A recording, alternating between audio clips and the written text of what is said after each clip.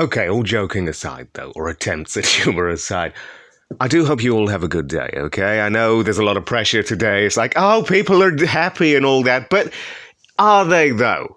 It's moments of time. The most important thing is that you're okay with being okay. Don't compare yourself to others. The only person you should be comparing yourself to is who you were yesterday, and try to be a better person than they were. And then if you keep that trend up, you'll keep improving. And then you can be the best person you can be. How about that?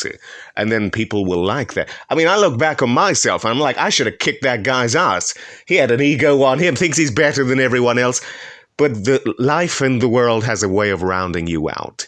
You know, even all your struggles and challenges will help define you, help build character and strength.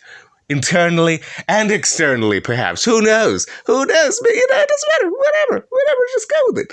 So, and these people are like, oh, you gotta be, if I'm single by 30, I'm gonna murder myself or some shit. Or they jump into some loveless relationship just to tick that box, press that little button in their brain that tells them maybe, are they happy now? Maybe they are.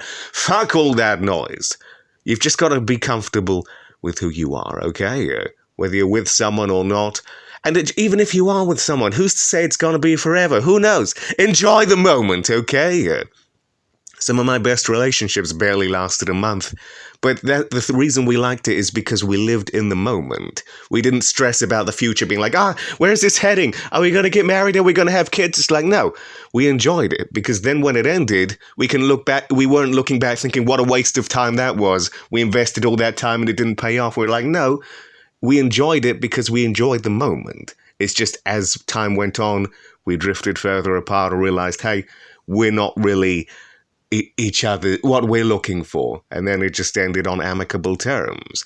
That's the way it should be. So, with people like Johnny, baby, I'm not here to speak of your relationship, but you're a bit down in the dumpies right now because your relationship ended. But hopefully you can at least look back on it and appreciate it for what it was, rather than being like, I didn't get to impregnate her booty hole, it was a waste of time. So, and hey, on another note, some of my exes are still some of my favorite people to this day. Even when things end horrifically, give it time. Let the bridges, the flames of the bridges burn out, and then maybe you can cross them again. And be like, hey, especially if it began as a friendship, for example. Usually those are the ones you can salvage later on down the line when you've both matured and become better people. Don't expect it to be a relationship and pick up where you left off, but as a friendship, maybe you'll end up being stronger than ever. And hey, if you're someone who has never even, brushed hands with a woman or whomever gender you're attracted to, don't worry about it, okay? There's still time. Just work on yourself, as I said before. Be someone actually wants to be around. Like a job interview, for example. Everyone wants someone who's right for them.